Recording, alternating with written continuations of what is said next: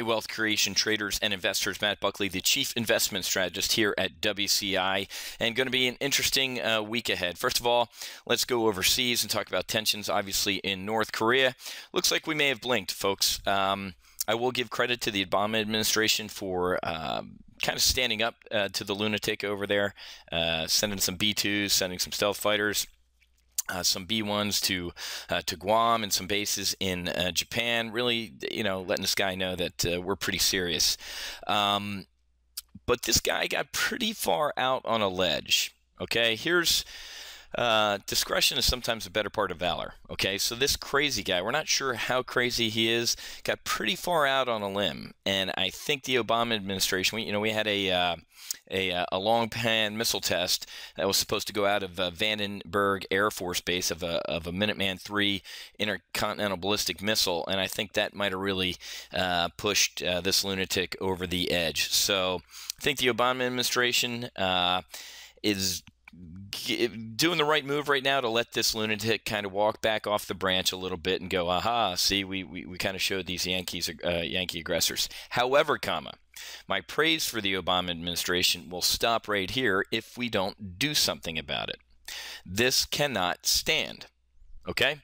Whether it's the Arabs in the Middle East or these the lunatics running Korea and half the lunatics running China, see this type of blinking exactly as that, as a blink and a sign of weakness. But that can't stand. He cannot be allowed to profit from this. In the past, we had Madeleine Albright over there toasting in North Korea, and we'll give you whatever the hell you want, just kind of be a nice guy. And of course, that never works. It's not going to work with Ahmadinejad. It's not going to work with this idiot.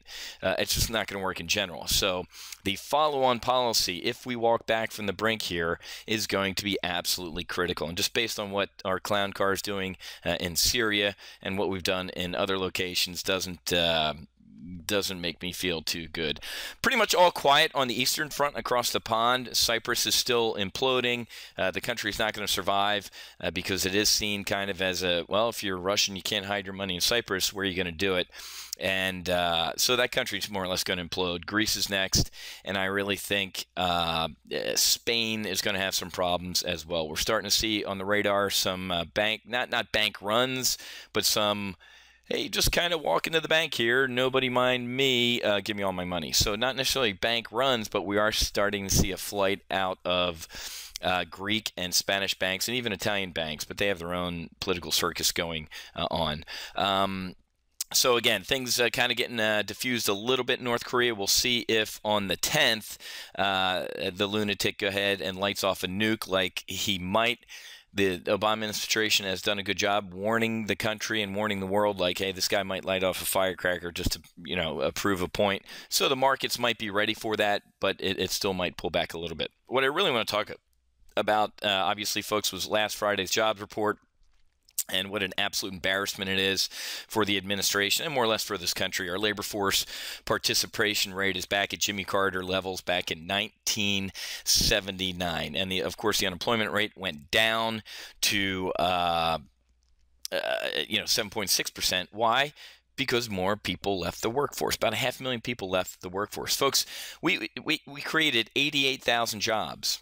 Now, yeah, the revisions might actually come a little bit higher, but when you do the math, folks, we need at least 125,000 jobs a month to keep up with population growth. That's one thing you forget about. People die, people are born, people retire. We need $1.25 minimum to keep us going here. And by the way, folks, some of the biggest sectors hit were retail. The retail sector, 24,000 jobs lost. And this, by all accounts, looking at all of the economic data as I have over the weekend, mainly based on tax increases. So there you go, Mr. President. The Obama tax increases, that payroll tax hike, resulted in these horrible numbers because we had great numbers, right, in March. Just absolute blowout numbers. Good numbers, January, February, and then this implosion. Folks, the sequester numbers haven't even hit yet, right? So we're seeing a lot of brown shoots going on, folks, and this unemployment number really was a wake-up call. And we're starting to enter earnings season, so stand by. For regular viewers or traders here at Top Gun Options, you know that I said that if North Korea is not going to pull this market down, if Cyprus imploding isn't going to pull this market down. What's going to give us this 5 to 10 pullback is going to be earnings. And, oh, by the way, get ready for seasonality. Top Gun options traders know that for the past 3 years, let's take a look at this chart. Let's just get rid of this and get rid of some of this real quick. Look at this, folks. Every year for the past 3 years, rip your face off rally, massive pullback. Rip your face off rally, massive pullback. Rip your face off rally, massive. You guys seeing a trend here? Extremely rip your face off rally. Do we keep rallying? I don't think so. Now, everybody's heard the sell in May and go away, and of course it's April, and April for the past, 9 Aprils have been some of the strongest months in the market. They haven't had the clown cars and the problems that we've had in this market, okay? So I think earnings are really going to be the trump card here, and or the bottom card in the house of cards, and pull this back. But I got to tell you guys, it's really hard to fight the Fed. Look at this. Friday, horrible jobs numbers. Market implodes. Why? It's bad news for the economy. Well, that's until traders wake up and go, actually, bad news for the economy is what? It's great news for us in the market. We're a bunch of drunks, and Bernanke is going to fill us full of liquidity.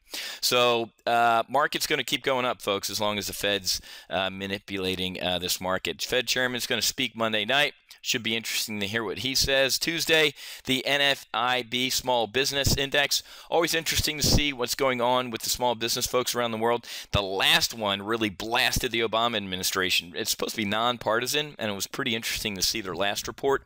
So I'm going to read this one and see what's going on here. Not too much on Wednesday. Thursday, obviously, weekly unemployment claims, some import prices. And then Friday, little more whether or not we're going to see green or brown shoots. Core retail sales, PPI, obviously regular retail sales, and regular or core PPI. And we got some Fed folks speaking, but here you go. Business inventories and University of Michigan consumer sentiment. This recently has been a market moving number, and it has kind of caught us off guard a couple times and to the downside recently. So really going to be kind of a quiet week as we get ready to really kick off earnings here. Alcoa coming up, unofficially kicking off earnings season. But next 2, 3, 4 weeks are really going to be in earnest what's going on. So got to run. We got a nice live trading session this morning at 10 a.m. with our weekly options folks. We have some gold trades on. Going to put a trade on the SPX on, and take a look at Chipotle. Chipotle Mexican Grill coming out with earnings in about 2 weeks. They tend to have this quiet period going into earnings, so I'm going to put on a weekly iron condor that takes advantage of Chipotle going into earnings. If you want to give our weekly option service a try, go to topgunoptions.com/weekly-options, and you can see how we do it over there at TGO. Happy hunting. Make sure you hedge, and I'll be back with Tuesday for Market Sit Rep.